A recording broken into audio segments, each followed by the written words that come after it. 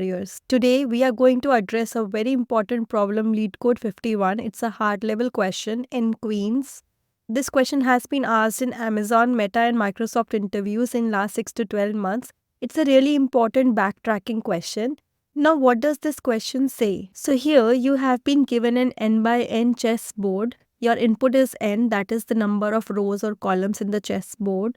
And you have also been given n queens. So as many as number of rows or columns you have, those many number of queens have been provided to you. You have to position those queens in this chessboard such that one queen is not able to attack the other queen. And how is it possible? No, none of the two queens should be in the same row. They should not be in the same column. They should not be in the same negative diagonal, or they should not be in any of the same positive diagonal. If that is true and you are able to position all the n queens in the n by n chessboard correctly such that they are not able to attack each other, then that is one of the results you want to return. You have to return all the possible combinations of such results where you can position those queens on the chessboard such that they are not able to attack each other.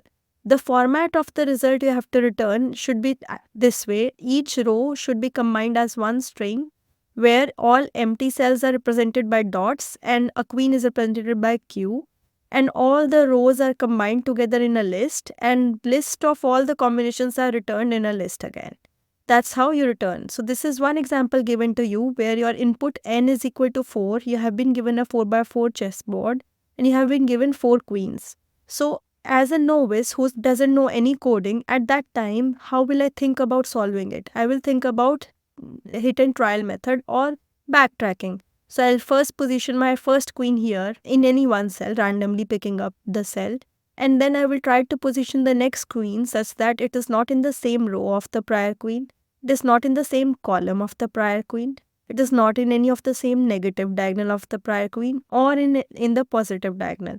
And that's how I'm going to proceed for the next queen and the next queen until I hit two junctions. Either my next position of queen fails, that is, it hits such a position that I'm taking either the same row or the same column or same diagonal as the prior queen, and hence the queen is able to attack the other queen. Then it fails and I have to backtrack my approach and rethink where I want to position the queen. Or the other solution would be that I reach the last row, last column without any issues. One queen is not able to attack the other queen. That would be the success, and I would have gotten the right combination and I can return it as a part of my result. That's your entire question. On the front end, this question seems to be very easy, right, when we think about how to solve it. But the coding of the question is a little tough. That's why it has been marked as a hard level problem here. I would still say it's not a hard, but a medium level problem if you are interested in chess and all. Now let's look at another example. So here you have been given example to where n is equal to 1. That is, you have been given one row, one column and one queen. So you can position them only in one manner, right? This. And that's why only one combination has been returned. There is only one possible solution. There is a constraint provided that the n can be between 1 to 9 only. That is, it will never be double digit or triple digit. It will always be between 1 to 9. So I hope you understand the question clearly. Now we will look at the algorithm, how to solve this question, and finally we'll code it. I suggest you code it alongside me so that you understand it better. And once I have completed the solution, practice it once more to understand the nitty-gritties of the solution. If you have any doubts, mention them in the comments here. I would be happy to address them. If you like my way of solving the problem, please subscribe to my channel right away to get your daily LeetCode challenge updates. I post a LeetCode video every day, so you would get it in your inbox if you would have liked or subscribed to my channel. So I would suggest you do that, and let's get started with the algorithm of the question. Now let's look at the first example where we were given n equal to 4. Let's try the brute force approach, our backtracking approach, to solve it and see what all things we need to keep in mind while we are coding this question. Suppose I have been given 4x4 chessboard and I've also given 4 queens, okay? And I have to position them. I first position them in cell 0, 0. And then I think what I need to record. So I need to record which column it has been placed in so that the next queen I do not place in the same column. I also need to record which positive diagonal it has been placed in so that I do not record it. But how do you track positive or negative diagonal? You do not have cell numbers for it. For row or column, you still have indices, right? That it is the 0th column or first column or second column and so on. Same way for row, you have 0th row, first row, second row, third row. But how do you track positive diagonal number? That this is the first positive diagonal, this is the second positive diagonal, or this is the first negative diagonal, this is the second negative diagonal. How do you track that? So first of all, we'll define a set to track the columns. Whether a particular queen has been placed in 0th column or not, that will be tracked here, okay, in this. So hence I'm taking column equal to set. Now I'm taking one set for positive diagonal and one set for negative diagonal. I do not need to consider a set for row. Why? Because when I'm checking first queen here and then second queen in the second row, the third queen in the third row, then fourth queen in the fourth row, I'm automatically segregating. And I don't need to take care of which row it has appeared or which row it has not appeared yet, okay? Because that I'm taking serially. So I need to track only these three things here. Now these are your negative diagonals shown. So like you are starting from cell number 00 and going to 3, 3, that is your 0th index diagonal. Then you have first index diagonal. But how do you get the index, okay? So I will give you a small trick here. If you see here, the row number is 0, the column number is 0. So R minus C is 0. Here the row number is 1, the column number is 1. So R minus C is still 0. Here the row is 2, column is 2. And R minus C is still 0. Same way here row and column both are 3, so R minus C is still 0. That means this is R minus C equal to 0th diagonal, negative diagonal. Then this is R minus C equal to how much? So you have 0th row and you have first column, so minus 1. This is R minus C minus 1 diagonal. This is R minus C 1 diagonal. This is R minus C minus 2 diagonal. R minus C minus 3 diagonal. And so on. R minus C 2 diagonal, R minus C 3 diagonal. So the important thing to understand is for every negative diagonal, you always track R minus C, row minus column, because that remains constant. Now for positive diagonal, this also holds, but R minus C will not be constant here. If you see, like I'm noticing this diagonal, which goes from cell 3, 0 to cell 0, 3. So if you notice that the row number is decreasing from 3 to 0, whereas the column number is increasing from 0 to 3. So if you compute R minus C here, your R minus C here would be 3 minus 0, which is 3. And your R minus C here would be 0 minus 3, which is minus 3. So it is not constant. And if you calculate at every cell, it will keep on changing. So you cannot track the same thing here. But if you see R plus C, so R plus C is 3 plus 0, 3. Here it is 2 plus 1, 3. Here it is 1 plus 2, 3. And 0 plus 3, 3. And you can check that for any diagonal, whether it is this diagonal or that diagonal. You would notice that R plus C remains constant for positive diagonals. And that is true, of course, because your row numbers is decreasing eventually and your column numbers is increasing. So the sum of them will remain constant. Hence, for positive diagonals, we track R plus C. This diagonal you would call it's R plus C equal to 3 diagonal. This is R plus C equal to 3 plus 1, R plus C equal to 4 diagonal. This is R plus C equal to 5 diagonal. This is R plus C equal to 6 diagonal. Same way, this is R plus C equal to 2 diagonal. This is R plus C equal to 1 diagonal. This is R plus C equal to 0 diagonal. So I hope you understand. So basically, we will be using these combinations to track your positive and negative diagonals and indices for columns. And we'll be tracking these 3 sets. And that's the entire algorithm. Now I'll walk you through the code that will be clearer. And once you go through the entire code, if you have any doubts, ask me in the comments. If you know a better approach, let me know. I would love to learn from you. So we will first start by initializing the 3 sets where we will be tracking whether queen has occurred in that column or not, whether the queen has occurred in that particular positive diagonal or not. So for positive diagonal, remember as I explained, we will be tracking R plus C. Similar way, for negative diagonal, we will be initializing a set to track whether the queen has occurred there or not. So for that negative diagonal, you will be tracking R minus C.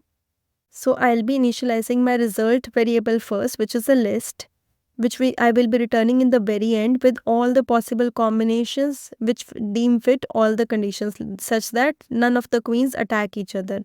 So I initialize my result. There's only one initialization remaining, which is for the board, which I can do using a list comprehension here. And as you know, initially everything in the board is blank. So I can just use a list comprehension n for I in range n, because it's n by n rows and n columns. So now my all initializations are done. I'll right away jump into writing my backtrack function, which is my main function. Okay. So once I write this function, in this I will check if I have reached the last row. So if I have reached the last row, in that case I have successfully achieved one of the right combinations. So I'll create a copy of the result to append it to my results list. But before that, I need to bring the result in this format. As you can see, each row has been joined to form a string and all the rows have been joined to form a list. So that's what I'm going to do. I'm going to form a list and I'm going to join row for row in board. That's it. And then I'm going to append this copy to the result and then I'm going to return. So this is my base condition. Okay. After that, I will check for any character in range or any cell in range n. And what do I need to check? If C has occurred in column set, or R plus C has occurred in positive diagonal, or R minus C has occurred in negative diagonal. If so, continue, because then you cannot place queen in the same cell, right? In the same column or in the same positive diagonal or the same negative diagonal, because there is already one occurrence which has happened in that particular column or positive diagonal or negative diagonal. So we'll continue. Say suppose this is not the case and none of them have the queen so far. So you can place a queen in that particular column or particular positive or negative diagonal, right? In that case, you add. So positive diagonal, also add R plus C, and negative diagonal, also add R minus C. And there's one more update which you will make. You will actually place the queen on the board. So for that, board R C is equal to queen. Now you will move ahead to backtrack R plus 1, that is the next row. But now you have to do a cleanup. Suppose somehow going further you realize that you made a mistake, you should not have placed a queen there. Then what? You have to backtrack, right? So you need to copy all of this, and instead of adding, you just need to remove. So column dot, this is all our cleanup exercise. So column dot remove, positive diagonal dot remove R plus C, negative diagonal dot remove R minus C, and board RC, which you had set up as queen earlier, you can set it up again as blank, in case you realize that this combination is not the right combination. So we are almost through. We just need to call this backtrack function from 0th row. And finally, we need to return our result, because result will have all the successful combinations. And let me run it. So it's accepted. Let's submit. And as you can see, the result works here. So let me just summarize it for you. What we did, we initially initialized 3 sets to see if the queen has occurred either in the column or in the positive diagonal or in the negative diagonal. For positive diagonal, my set traces R plus C, because R plus C remains the same throughout the positive diagonal. For negative diagonal, my set traces R minus C, because that is the value that remains the same throughout the negative diagonal. And then finally, I initialize my result list, which I need to return, and my board. So my board has been initialized using list comprehension for n rows and n columns. And finally, I write my backtrack function.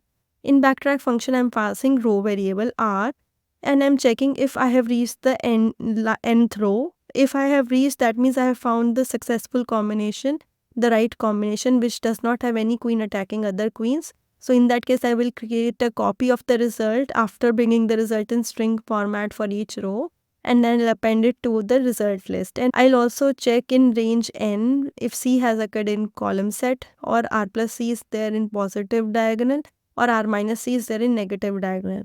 In case any of these condition is true, I will just continue, because queen has already occurred in that column or positive diagonal or negative diagonal. So there is no point on going further. If none of these conditions are true, then we can add the value to the column set, to the positive diagonal set R plus C, and to the negative diagonal set add r minus c, and finally at board rc instead of blank place q and move ahead. So call backtrack r plus 1, that is the next row.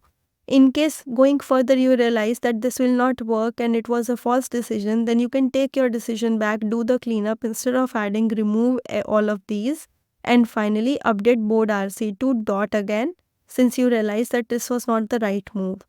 Now you just go out of the backtrack function and call the backtrack function from 0th row and finally return the result. That's your entire code. I hope you understand how it works. If you have any doubts, ask in the comments. If you like my way of solving the question, subscribe to my channel. Thank you.